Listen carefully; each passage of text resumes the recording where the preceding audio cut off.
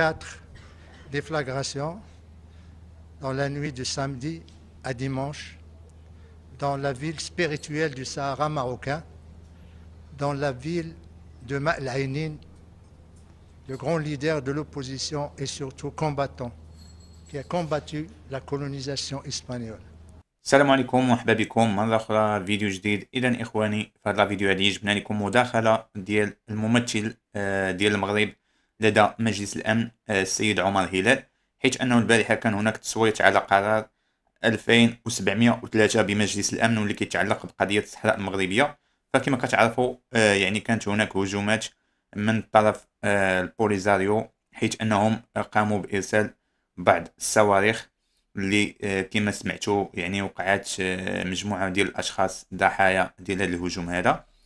اذا بغينا نشوفوا كيفاش الممثل ديال المغرب دافع ويعني هضر على هذه المساله هذه. اذا اخواني لا اطيل عليكم، نمشيو ونشوفوا هذا المقطع. ياتيكم هذا الفيديو بشراكه مع موقع cybershop.ma.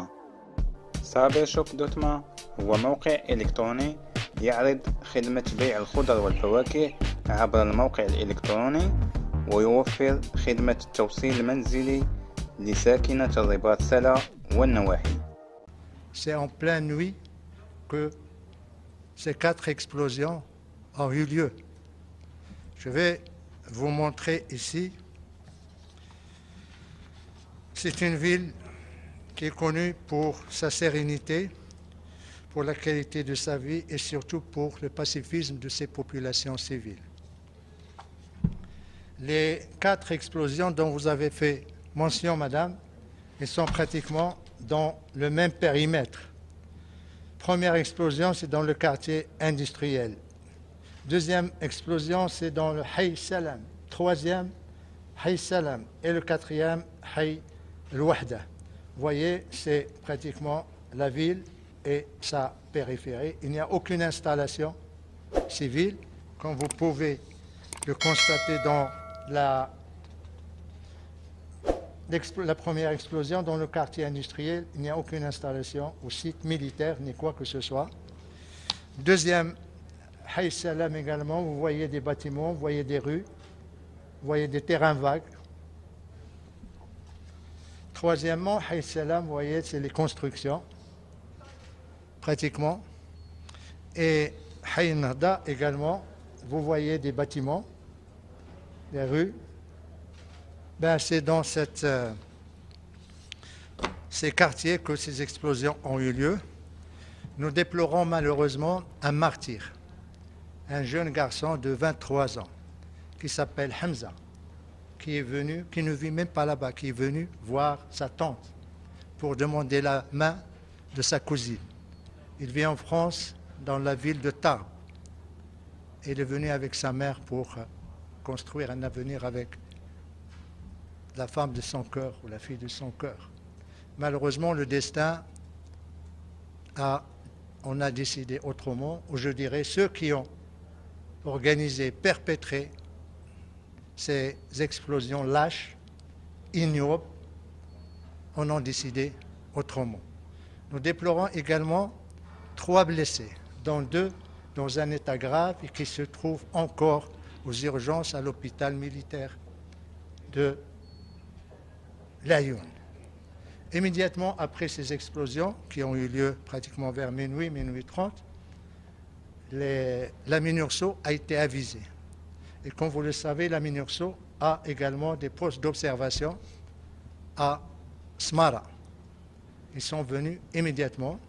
Ils ont constaté que les explosions ont eu lieu dans des quartiers civils, des maisons civiles, un mort et des blessés civils. Et bien sûr, ils vont faire leur rapport au quartier, ici le headquarter, au secrétariat de l'ONU. Et bien sûr, le Conseil de sécurité sera saisi par ce rapport. Les autorités marocaines, de leur côté, ils ont demandé à ce qu'il y ait, à travers le procureur général, auprès de la cour d'appel de Laayoune, qui a demandé à ce qu'on diligente, la police judiciaire de diligenter une enquête afin de vérifier ou d'identifier les détails scientifiques, mais également balistiques de ces explosions. Le Maroc est un pays légaliste. Pour le moment, nous sommes dans la phase de l'enquête, de la collecte d'informations. Nous n'accusons personne parce que tout simplement, nous attendons les résultats probants de cette enquête. À ce moment-là, nous agirons. Mais nous ne pouvons pas ignorer qu'il y a un faisceau d'indices qui sont là également probants. Les faisceaux d'indices, il n'y a pas un, il n'y a pas deux, il n'y a pas trois, il y en a plusieurs, et qui versent pratiquement vers la même direction qui s'est prononcée elle-même. Le premier indice, c'est le communiqué qui a été publié par le groupe séparatiste armé, le Polisario. C'est le communiqué 901, où il est dit que, là j'ai le communiqué en français, où il est dit que c'est ce qu'ils appellent l'armée de libération sahraoui a ciblé 3 régions. Le Mehbes, Smara, Farsia. Smara, il parle d'explosions et de projectiles qu'ils ont lancés dans la nuit de samedi à dimanche. Premier indice. Et là, c'est un communiqué officiel du Polisario. Deuxième indice, lorsque les radios et les télévisions du monde, les agences de presse ont commencé à parler de ces explosions, le Polisario, et en le citant, à aucun moment, il n'a démenti. En l'absence de démenti de sa part, tout le responsabilise et tout indique que, effectivement, son silence confirme que c'est eux qui sont derrière ces explosions.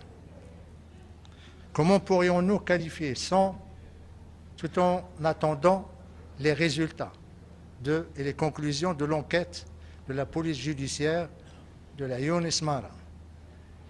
Nous savons que le droit international, le droit humanitaire international, les résolutions des conseils de sécurité qualifient toute attaque ou tout ciblage des civils ou des villes civiles comme acte terroriste, comme acte de guerre. Et bien sûr, ça suppose des conséquences et des responsabilités. Pour le moment, tout ce que nous pouvons dire, c'est que ces attaques ou ces explosions, cette victime innocente, que j'appellerai Shahid, qui a attristé tout le Maroc, ne resteront pas impunis.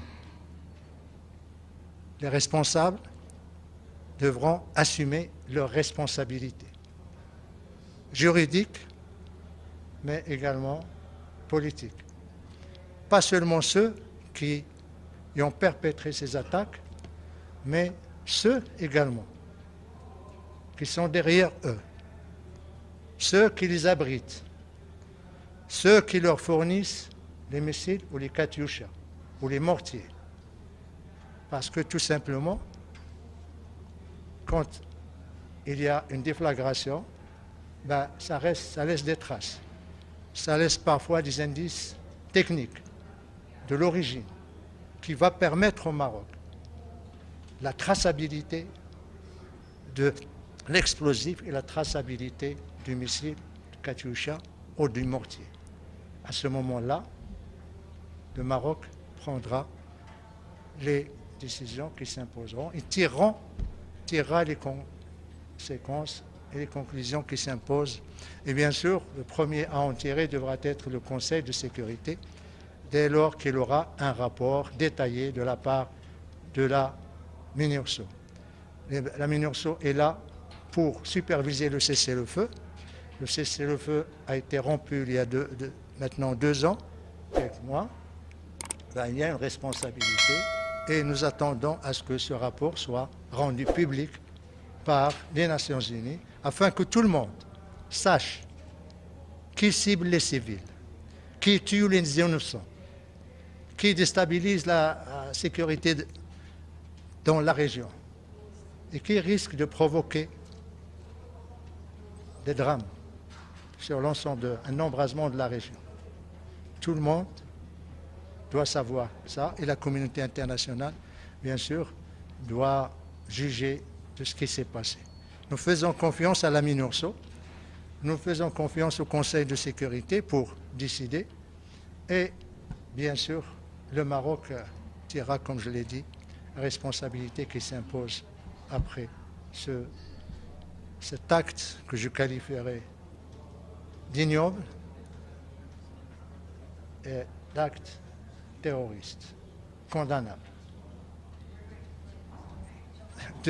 Deuxième question. اذا اخواني رجعنا معكم من بعد ما شفنا هذا المقطع هذا، وكما سمعتوا المداخله ديال السي عمر هلال اللي من خلالها تطرق لمجموعه ديال النقاط اللي اهمها هو انه يعني جاب يعني دلائل وجاب تصريحات ديال جهات رسميه ديال جبهه البوليزاريو، واللي من خلالها كتعترف على انها هي اللي قامت بهذا الهجوم هذا اللي كما كتعرفوا ادى بالحياه ديال واحد الشخص، واللي كما يعني السي عمر قال على انه هذا السيد هذا مازال شاب صغير وجا من فرنسا على اساس انه غادي يخطب يعني واحد السيده من العائله ديالهم، فاذا به يعني الاجل ديالو يعني جا قبل من هاد يعني ما تم هاد الخطوبه هذه.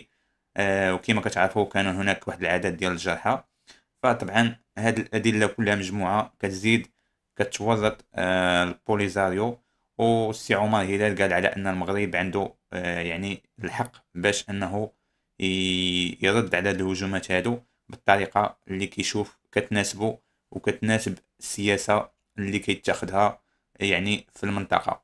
اذا اخواني كان هذا هو الفيديو ديال اليوم، كنضرب لكم موعد فيديو قادم. اذا مع السلامه والى اللقاء.